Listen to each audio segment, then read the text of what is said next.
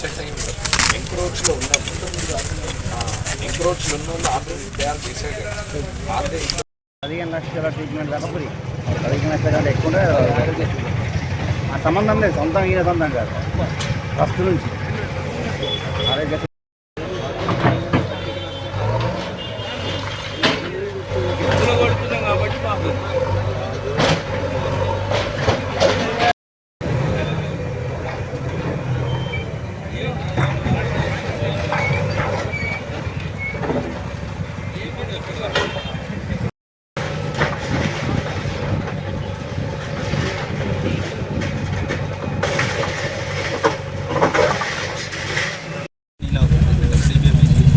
చేసినాం 24 feet చేసి ఏవైతే నల్ల పొక్కలు ఉంటాయో దానికి మీరు నోటీసులు ఇవ్వాలా. బీయింగ్ ఏ కమిషనర్ మీద నిలబడతాం అన్న. ఇంట్లో రాజకీయం లేదు. గోవర్ధన్ ఉండని, షబ్బీర్ ఉండని, రేవంత్ రెడ్డి ఉండని, కేసీఆర్ ఉండదు. నేను ఊరుకుంటాను కాదు. నేను ఒకటే చెప్తున్నాను, మీరు తప్పినంత వరకు నా ఈ పటం పెడతాను. మీరు తప్పు చేస్తే నేను వచ్చి నిలబడతాను, అంతే ప్రాబ్లం. నేనేం మీరు భయపడాల్సిన అవసరం లేదు. ఆయన జరుగుతుందో జరగడా దట్ ఈస్ వేరే టెక్. మనం ఏమంటున్నాము, రోడే అంటున్నాము. రోడ్ ఎక్కడ దాకా చేయాలో అంతవరకు చేస్తారు, 24 feet చేస్తారు. పార్కింగ్ పర్మిషన్ ఇవ్వం.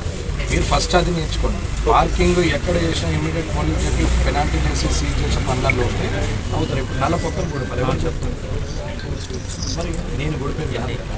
ఇప్పుడు నేను అక్కడ నుండి మిమ్మల్ని అడుగుతారు, ఎమ్మెల్యే గారిదేమో రోడ్లు ఉంటుంది, మేమేమో జరగాలన్నా. ఇప్పుడు నేను తీసేసాను అనుకోండి, దాని ఐడియా ఏముంది.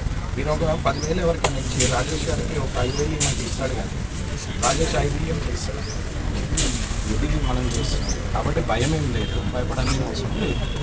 ఇట్లా భయపడేది ఏది కాదు. మరి భయపడ్డోళ్ళని కన్ని పనులు చేయొద్దు, చాలా ఉన్నాయి. ఇప్పుడు కూర్చుంటే వాళ్ళు కానీ అవి ఎత్తుకోనని చెప్పినాక ఇక్కడ నుంచి డిసెంబర్ 3 నుంచి అని చెప్పినాక దీన్ని కూడా సక్రమంగా చేయలేకపోతే దీనికి 1 కోట్ల భూమి వదలాల్సిన అవసరం లేదు. నాకు షోక్ ఆగిత పెద్ద నుంచి ప్రయత్నం చేస్తుంది. ఒక సొల్యూషన్ కావాలంటే కష్టమవుతుంది, పెయిన్ ఉంటుంది, బాధ ఉంటుంది, భరించాలి తప్పదు. ఒకసారి ముఖ్యమంత్రి తీసుకుంటే మీ సర్వీస్ కూడా ఇది ఒక మంచి ప్రోగ్రామ్ కనిపిస్తుంది కదా. ఇదేం తప్పు ప్రోగ్రామ్. మీరేమనుకున్నారు మొత్తం తీసుకుంటారు, ఎట్లా అనుకుంటారు సార్? అట్లా ఎట్లా చేస్తారు వితౌట్ నోటీస్?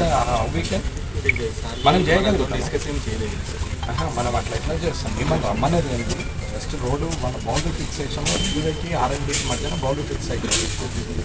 అటు సైడ్ ఒక రివిట్మెంట్ వాళ్ళు కడతారు, బౌండరీ ఫిక్స్ అయిపోయి అక్కడ దాకా ఇక్కడ దాకా రైల్వే చెప్తాను అది చేసేస్తారు. అక్కడ నుంచి వాటర్ కానీ అక్కడ నుంచి మట్టి కానీ రోడ్డు మీదకి రావచ్చు. సో రోడ్డు డెడ్ ఎండ్ దాకా వెళ్ళిపోతుంది. ఇటు సైడ్ వన్ సైడ్ డ్రైన్ ఉంటుంది. ఆ డ్రైన్ ప్లానింగ్ కోసము ఇంజనీరింగ్ రామదేవరెడ్డి గారిని మిమ్మల్ని రమ్మన్నాను. ఇది తప్ప మేము ఎత్తుకేస్తున్నాం కానీ మట్టి కానీ ఏమా నేను ఉన్నా కానీ ఎట్లా వేయాలో నాకు తెలిసి కదా. ఎవరిని రెచ్చగొట్టి పని చేస్తే కాదు సార్, అది ఒక్కరిని టార్గెట్ చేసి పని చేస్తాను కాదు.